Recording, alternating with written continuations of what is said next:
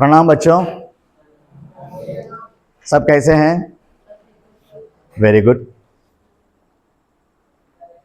गैसे साल तुम लोगों को मैंने 2 साल 8वीं और 9वीं कक्षा में 2 साल पाठ पढ़ाया। गैसे साल अप्रैल में मेरा डिप्यूटेशन कैंसिल हुआ, इसलिए मेरा पुराना स्कूल, पुराना पाठशाला, नाम क्या है पता है तुम लोगों को? बोलो। हाँ, मेरा मदर स्कूल, असली स्कूल वापस वहाँ चला पड़ा क्योंकि गवर्नमेंट ऑर्डर्स है। इसलिए मैं यहाँ इस साल आप लोगों को पढ़ाने के लिए नहीं आ रहा हूँ, लेकिन तुम लोगों को हिंदी सिखाने के लिए कोई हिंदी अध्यापक नहीं है, है क्या? नहीं है। लेकिन कोई ना कोई जिस दिन ट्रांसफर होगी, नहीं, डिप्यूटेशन में किसी न किसी को जरूर यहाँ भेजेंगे, ठीक है? जब तक 2 महीने लगेगा या 3 महीने लगेगा किसी को पता नहीं है, लेकिन समय तो बर्बाद हो जाएगा, है कि नहीं? ये 3 महीनों में कम से कम 4 से 5 या 6 पाठ को पढ़ना चाहिए, अध्यापन होनी चाहिए। समझ में आ रहा ना? ठीक है। जरा जो मेरा कोशिश है, जितना मैंने श्रम किया है, उस श्रम यानी मेरा मेहनत सफल हुआ है। जब मैं आया था 8वीं कक्षा में, उस दिन वर्णमाला से लेकर तुम लोगों को हिंदी सिखाना आरंभ किया। आज आप लोगों ने थोड़ा थोड़ा मुझसे कही हुई हिंदी भाषा जो प्रयोग हुआ है, मुझसे जो सवाल आ रहे हैं, उन सवालों का जवाब आप लोग थोड़ा थोड़ा दे रहे हैं। यह मेरा सक्सेस है, मेरा कामयाब है। सिर्फ मेरा ही नहीं, उसमें आपका भी मेहनत है।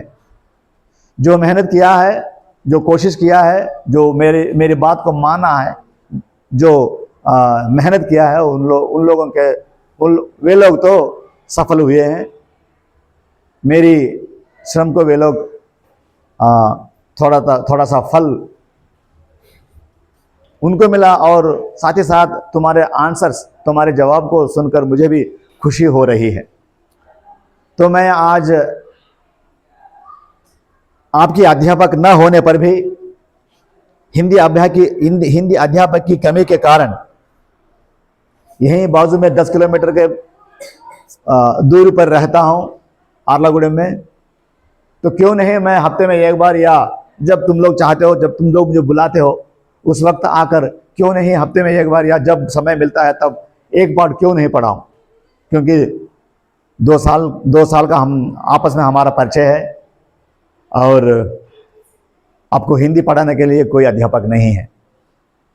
మీరు నష్టపోకుండా ఉండటం కోసం, లాస్ అవ్వకుండా ఉండటం కోసం, సమయం వృధా అవ్వకుండా ఉండటం కోసం కాస్తో కూస్తో పాఠం చెప్పేస్తే మీ వంతు కృషి, స్వయం కృషితో మీరు గత 2 సంవత్సరాలుగా నా నియమాలు, నా పద్ధతులు, నా ఆలోచనలు, అలవాటు ఏవైతే ఉన్నాయో వాటిని బట్టి, లేదా ఇక నుంచి ఈ 10వ తరగతి యొక్క ఆవశ్యకత, అవసరాన్ని గుర్తించి, గతంలో మనం అటెండెన్స్తో పాస్ అయ్యాం, ఈ సంవత్సరం అట్లా కాదు, మనం మార్కులతో పాస్ అవ్వాలి, కాబట్టి ఆ మార్కుల కోసం మనం కొంత చదవాలనేటువంటి కసితో, ఆలోచనతో మీరు స్వతహాగా చదువుతారని, కేవలం పాఠాలు చెబితే మిగిలినంతా కూడాను రాసుకోవటాలు, చదువుకోవటాలు వగైరా మీరు చేసుకుంటారని భావించి, మీ మీద అభిమానంతో, ప్రేమతో అప్పుడప్పుడు నేను ఇక్కడ ఆర్లగూడెంలో ఉండాల్సి వచ్చినప్పుడు సమయం చూసుకొని వస్తున్నాను. లాస్ట్ వీక్ ఒక పాఠం చెప్పాను, నైట్, గుర్తుంది కదా? అలాగే మీకు కొత్త భాషలు వచ్చేంత వరకు నాకు ఉన్న వెసులుబాటును బట్టి వారానికి ఒక్కసారి ఖచ్చితంగా వస్తాను. ఆ రోజే చెప్పాను, మీకు నా అవసరం ఉంది, నాతో పాఠం చెప్పించుకోవాలి, హిందీలో మంచి మార్కులు పొందాలి, మంచి మార్కులతో పాస్ అవ్వాలి, అందరూ పాస్ అవ్వాలనే ఆశ, కోరిక ఉన్నవాళ్ళు నా నంబర్ మీ అందరికి ఇచ్చాను. ఖచ్చితంగా ఫోన్ చేసి పిలవండి అవసరమైతే అన్నాను. ఇప్పటివరకైతే ఎవరు పిలవలేదు. ఇక ముందు హిందీ మాస్టర్, కొత్త మాస్టర్ ఎవరో, నేను రావచ్చు, నా స్థానం ఇంకెవరైనా రావచ్చు, వారు వచ్చేంత వరకు పిలుస్తారని ఆశపడుతున్నాను. నన్ను మీరు పిలవకపోయినా వస్తాను, మీది చిన్న వయసు, పిలవడానికి భయపడవచ్చు, లేదా ఇంకా వేరే టైంపాస్ కోసం విలాసానికి అలవాటు పడ్డటువంటి వాళ్ళు పిలవకపోవచ్చు, భయపడి పిలవకపోవచ్చు, కారణం ఏదైనా కావచ్చు. పిలవకపోయినా నేను వస్తా, పిలిస్తే ఇంకా సంతోషంగా వస్తా. రైట్. మాస్టారు ఉంటే మీ యొక్క అనుమానాలన్నీ ఎలా నివృత్తి అవుతాయి? నివృత్తి అనుమానాలు మీరు అడగకపోయినా పాఠం చెప్పిన తర్వాత ఆటోమేటిక్గా వారి యొక్క బాధ్యత ప్రకారం ప్రతి మాస్టర్ వచ్చి పాఠాలు చెప్పడం, చదివించడం, మీ వెంట పడడం, మీతో రాయించడం, అడగడం, ఇవన్నీ రెగ్యులర్గా జరుగుతూ ఉంటాయి. కాబట్టి పాఠం పైన మీకు పూర్తి పట్టు వస్తుంది. అలా అలా అలా సంవత్సరం పొడుగుతా చేయడం వల్ల చివరికి మీరందరూ మంచి మార్కులతో మంచి సరుకంతా కూడా మీ దగ్గర ఉంచుకొని అన్ని విషయాలు నేర్చుకొని హాజరవుతారు. ఇది రెగ్యులర్. కానీ ఒకవేళ ఇప్పుడు 2 నెలలుగా లేను, రావడం ఆలస్యమైంది, ఒకవేళ రాలేదనుకోండి, అటువంటి పరిస్థితుల్లో మీరు స్వతహాగా సొంతంగా మీరు ఎలా బెస్ట్ గుడ్ మార్క్స్ గెయిన్ చేయాలో ఈరోజు మీకు తెలియపరుస్తా. నేను వచ్చినప్పుడు వారానికో 10 రోజులకో ఒక పాఠం చెబుతాను. ఎంతవరకు అర్థమవుతుందో, ఎంతవరకు మీరు దాని మీద బైహార్ట్ చేస్తారో లేదంటే సాధన చేస్తారో అది మీ పర్సనల్. కానీ నేను లేకపోయినా సరే, పాఠం చెప్పకపోయినా సరే, ఆ పాఠాన్ని మీరు సొంతంగా ఎలా, మీకు పరిచయం లేనటువంటి పాఠాన్ని, భాషని ఎలా చదువుకోవాలో, ఎస్పెషల్లీ హిందీ గురించి నా సలహా ఏంటంటే, టెక్స్ట్ బుక్ ఉన్నది, మాస్టర్ నేనున్నాను, పాఠం చదివాను, చెబుతాను. ఎందుకంటే నేను టీచరే, నాకు తెలుసు, నేను మీకు చెప్తాను, మీకు ఏ డౌట్ ఉండదు, క్లోజ్, అది నార్మల్. కానీ సార్ లేనప్పుడు ఎలా చదువుకుంటారు, ఎలా నేర్చుకుంటారు ఒక పాఠం? సాధ్యమయ్యే పనేనా? సాధ్యమయ్యే పనేనా? సార్ లేకపోతే మీరు స్వతహాగా చదువుకోగలరా, నేర్చుకోగలరా? ఉన్నప్పుడే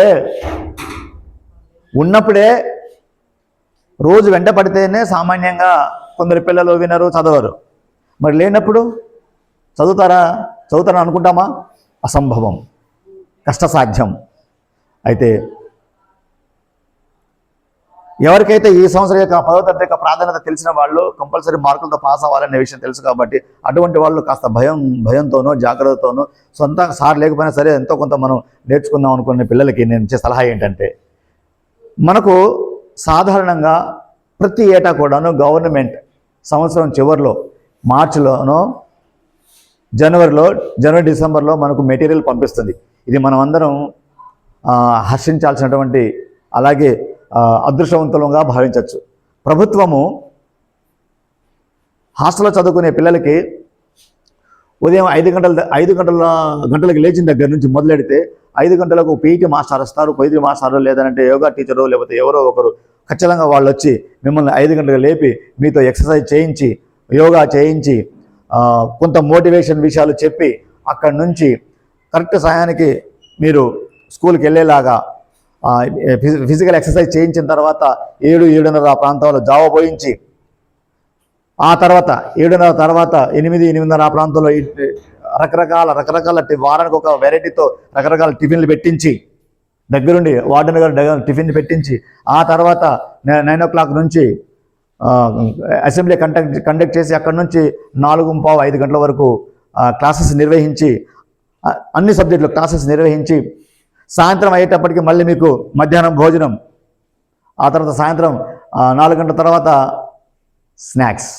రకరకాల ఐటమ్స్, గుగ్గిళ్ళు ఇస్తారు, వారానికి ఒకసారి స్వీట్ ఇస్తారు, తర్వాత మీకు చెప్పులు ఇస్తున్నారు, వేసుకోవడానికి బట్టలు ఇస్తున్నారు, రాత్రిపూట లోయర్ ఇస్తున్నారు కదా, నైట్ డ్రెస్ లోయర్స్ ఇస్తున్నారు, తర్వాత ఆడేటప్పుడు స్పోర్ట్స్ యూనిఫామ్ ఇస్తున్నారు. అవునా? అన్ని రకాల ఆట వస్తువులు ఇస్తున్నారు. మళ్ళీ సాయంత్రం రాత్రి 7 గంటల నుంచి రాత్రి 9 గంటల వరకు స్టడీ అవర్ నిర్వహిస్తున్నారు. ఇలా ఈ మధ్య ఫ్యాన్లు అంటే గదికి 4 ఫ్యాన్లు, హాస్టల్లో డార్మిటరీలో ఫ్యాన్లు, వాటన్నిటికీ కిటికీలకి దోమలు రాకుండా మెస్సులు, ఇలా ఏది లేదు.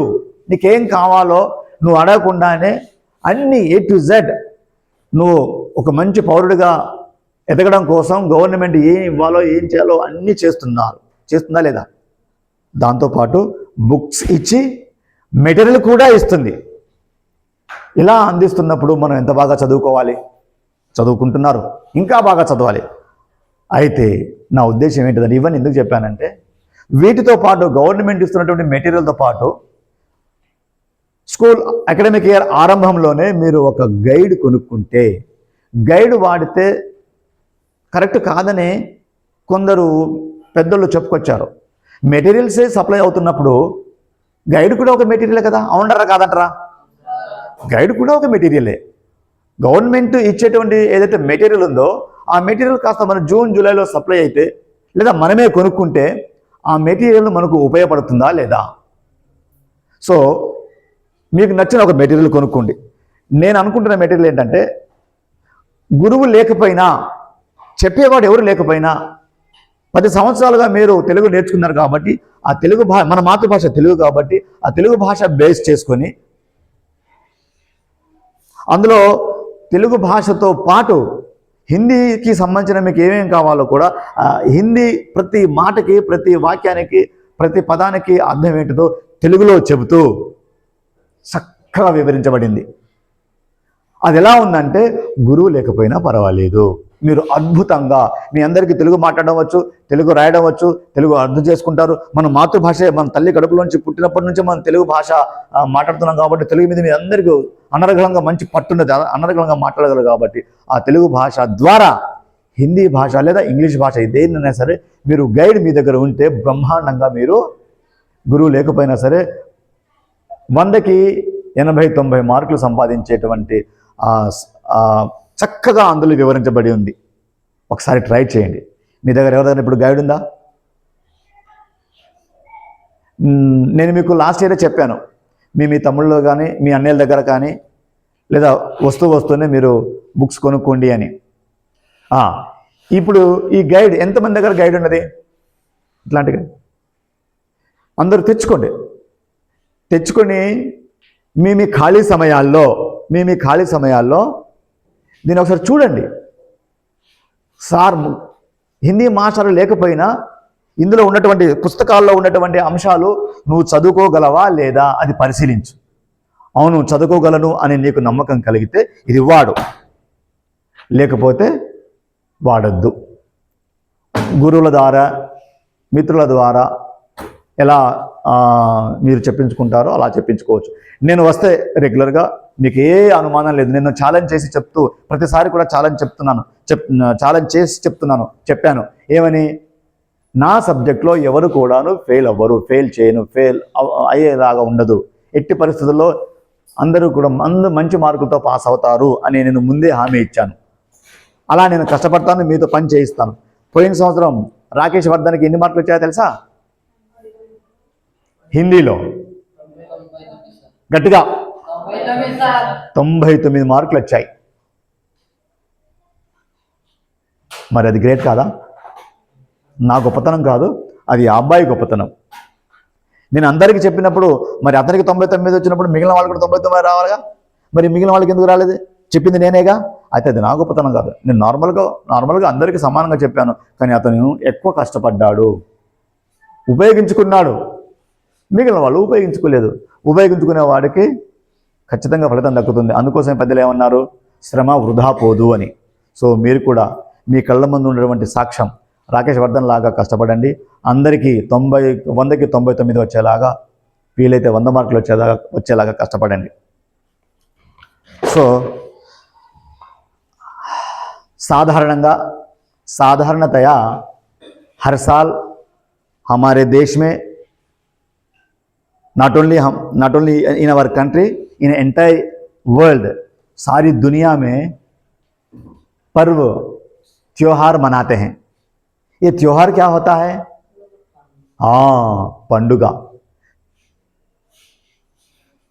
పండుగలు మీకు తెలిసిన కొన్ని పండుగల పేర్లు చెప్పండి. సంక్రాంతి, దసరా. పండుగలు గుర్తుకు రావట్లేవరా నీకు? Very good. సంక్రాంతి, దీపావళి, ఇంకా ఉగాది, హోలీ, ఇంకా ఫాస్ట్గా దీపావళి. ఎన్నిసార్లు చెప్తావు దీపావళి అని?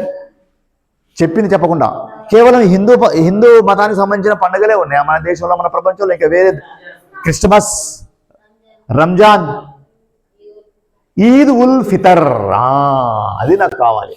ఇలా ఎలాగైతే ఈ పండుగలు ఉన్నాయో అలాగే వేరే మతాల వాళ్ళ పండుగలు కూడా ఉన్నాయి. ఇలా అందులో ఈద్.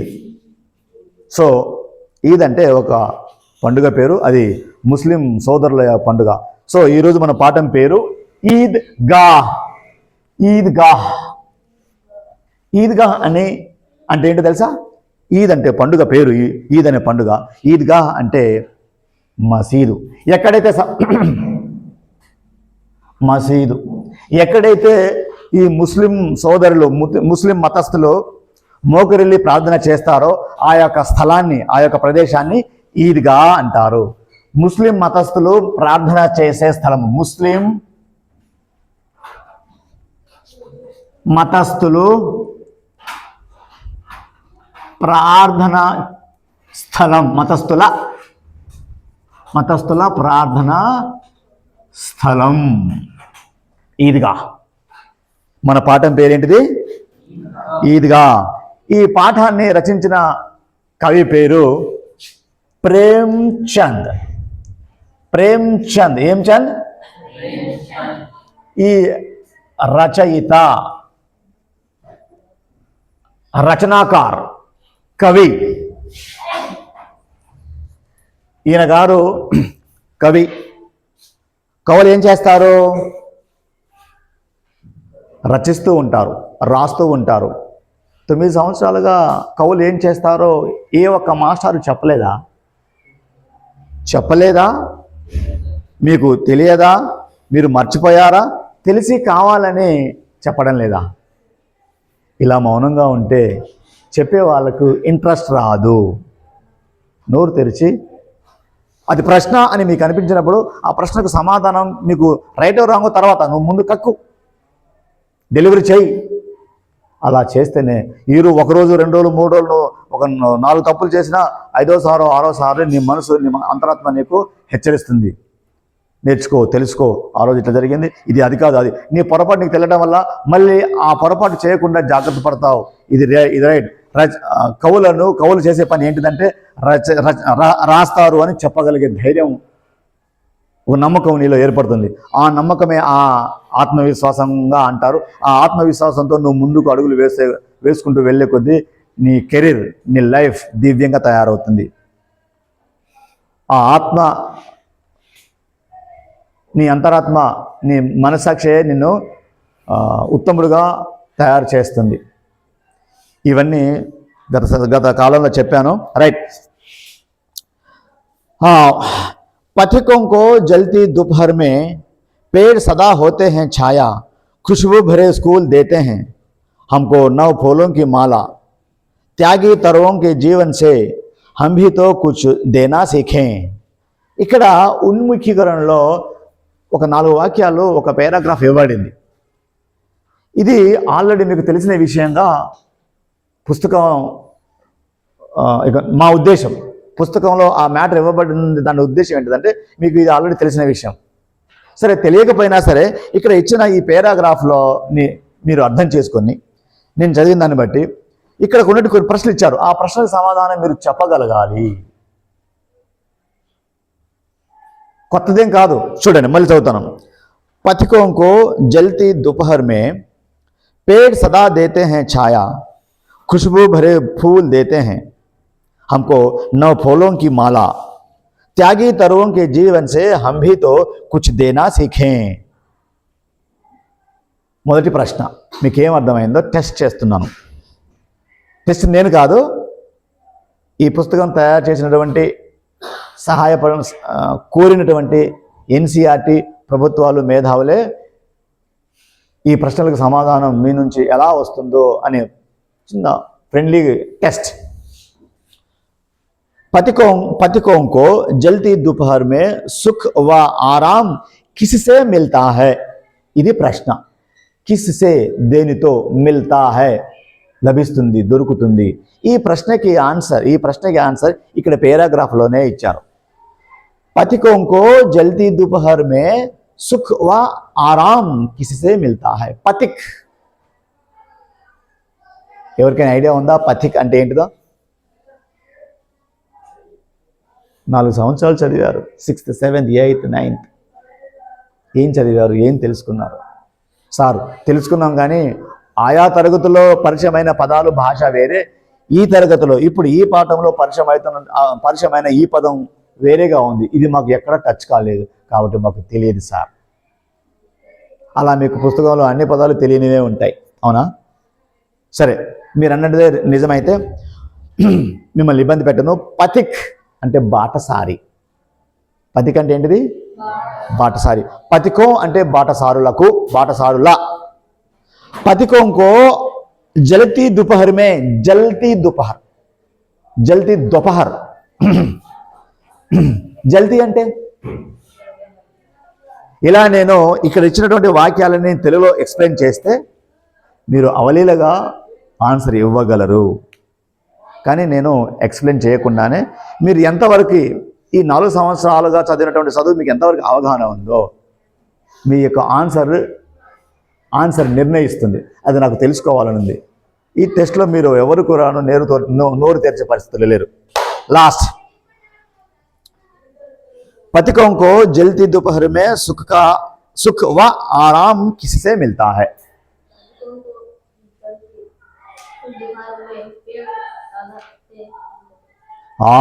చప్పట్లు కొట్టండి గట్టిగా వెరీ గుడ్ పేడ్ సింపుల్ ఆన్సర్ వాక్యం ఇంత పెద్దగా ఉంది రెండు వాక్యాలలో అక్కడ ఒక అంశం ఇచ్చాడు ఆ అంశంలోనే ఆ అంశాన్ని బేస్ చేసుకొని క్వశ్చన్ తయారు చేయబడింది ఆ క్వశ్చన్లో నుంచే లేదా అక్కడ ఉన్నటువంటి ఆ అంశం నుంచి ఆ క్వశ్చన్కి ఆన్సర్ సింపుల్గా ఒకే ఒక పదంలో ఆన్సర్ పేడ్ అయితే దీన్ని వాక్య రూపంలో చెప్పాలంటే पथिकों को जल्दी दोपहर में सुख व आराम पेड़ से मिलता है అని వాక్య రూపంలో సమాధానం చెప్పాలి రాయడం కూడా అదంతా రాయాలి సింపుల్గా పేడ్ రాస్తే ఆన్సర్ రైటే కానీ అది కరెక్ట్ కాదు అర్థమవుతుందా ఇలా రైట్ అది పాస్ నొక్కమ్మా పాస్